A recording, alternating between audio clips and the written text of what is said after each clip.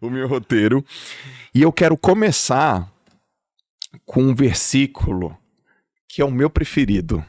E eu vou ler aqui, gente. O meu versículo preferido é uma carta, é um trecho da primeira carta de Paulo aos Coríntios, capítulo 9, versículo 23 a 27, que ela diz assim, ó. Vocês não sabem que, de todos os que correm no estádio, apenas um ganha o prêmio? Corram de tal modo que alcancem o prêmio. Todos que competem nos jogos se submetem a um treinamento rigoroso para obter uma coroa que logo perece.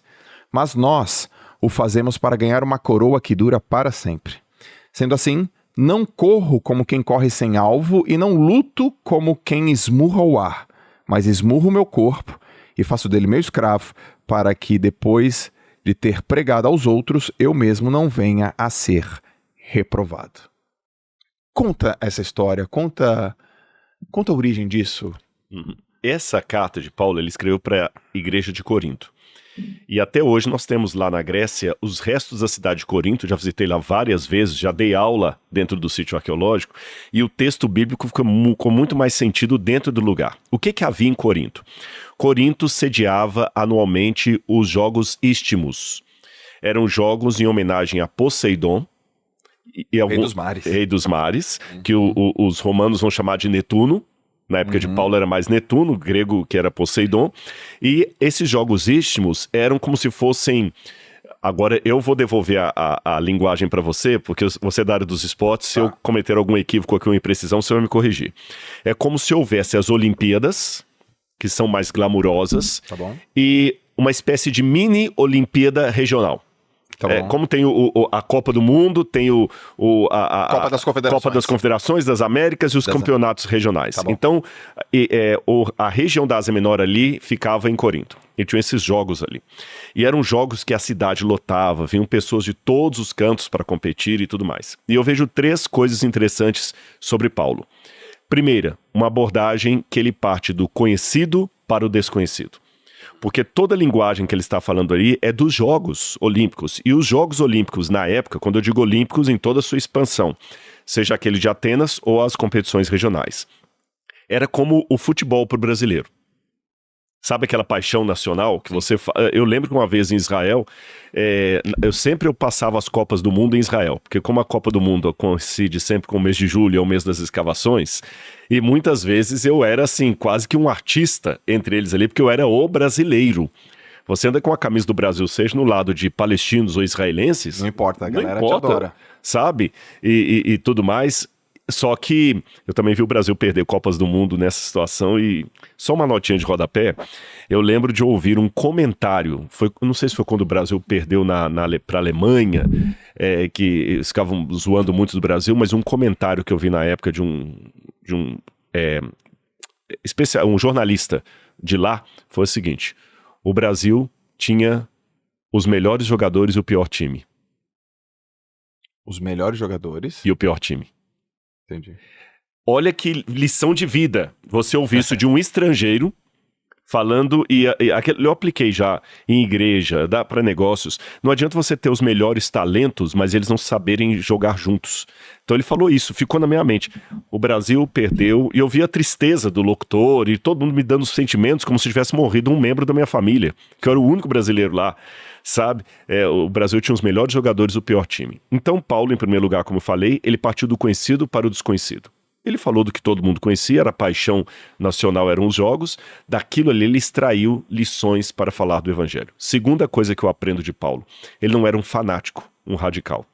Veja que interessante, do ponto de vista da cultura religiosa, os Jogos Olímpicos eram o antagonismo do que Paulo acreditava, porque Paulo, enquanto judeu, agora seguidor de Jesus Cristo, cristão, portanto, Paulo acreditava num único Deus. Ele não acreditava em Zeus, Poseidon, Hades ou em Dioniso. Havia um templo de Dioniso tremendo lá em Corinto, ou mesmo em relação à deusa do amor. Paulo não tinha essa visão. Porém, ele não ficou assim, não, como o jogo é em homenagem a Poseidon, não vou participar disso. Não. Ele sabia separar as coisas. Certo. Ele sabia separar as coisas. E a terceira coisa que eu aprendo é que Paulo fala na mesma carta aos Coríntios, que ele usa o esporte, a corrida, como uma metáfora da fé. Ele fala dela também como um princípio de vida. Ele fala assim, vocês não sabem que o corpo de vocês é templo do Espírito Santo? Aquele que destrói esse templo, Deus também o destruirá. Ou seja, os esportes também fazem parte do estilo de vida recomendado pelo grande teólogo cristão chamado apóstolo Paulo. Nós temos que cuidar do nosso corpo, porque ele é o templo do Espírito Santo. O diálogo com a prática esportiva está ali, olha, intimamente correlacionado. E você nunca falou disso, né, por aí, Não, né? não. Se eu falei, tive amnésia, porque eu não me lembro. Até, na verdade, eu inspirei para falar isso aqui com base na sua própria história de vida. Sim. Você é um dos poucos pessoas que têm podcast, apresentador de podcast, que tem uma jornada acadêmica. Sim. E que pode usar aqui para fazer uma divulgação científica da área na qual você se especializou, que é a ciência esportiva. Exato. A ciência / filosofia. Porque existe uma filosofia no esporte, existe uma ciência no esporte.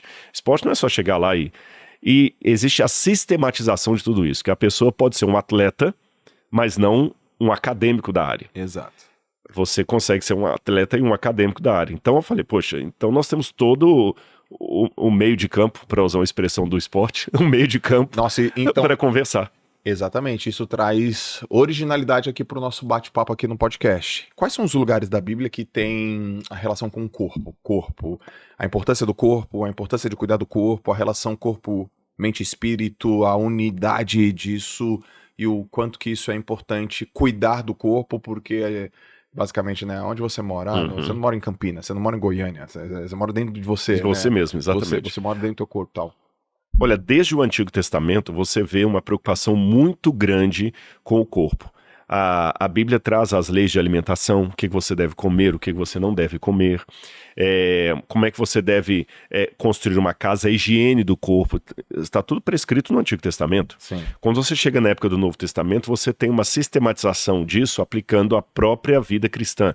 Já falei de Corinto, onde Paulo fala que o nosso corpo é o templo do Espírito Santo. Ele compara a própria santificação, a jornada da fé com a corrida dos estádios. Nós podemos voltar depois a esses textos aqui. Sim. Ele fala da coroa. Olha a escatologia. Escatologia é o estudo das últimas coisas, do fim, do juízo final. E Paulo fala demais da palavra coroa.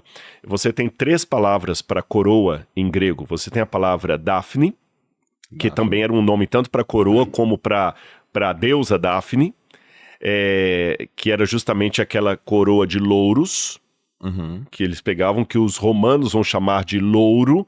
A minha esposa chama Laura. Laura significa aquela que recebeu uma coroa, de onde vem o nome laureado, que era uma coroa de louros, é a Daphne, é aquela coroa específica. Você tinha Stéphanos, que é uma palavra mais generalizada para coroa, mas, por exemplo, quando a Daphne, a coroa de louros, era transformada numa coroa de ouro, era aí Stéphanos, e você tem diadema, que era aquela coroa mais simples, de cunho mais religioso. Ali em Corinto, Paulo está falando daqueles que correm para ganhar uma Daphne, eles vão ganhar uma Daphne que pode se corromper, porque era de louro, quanto tempo ia durar aquilo ali? Certo. Nós, porém, que estamos buscando uma coroa maior, incorruptível, temos que nos esforçar muito mais do que o pessoal do esporte.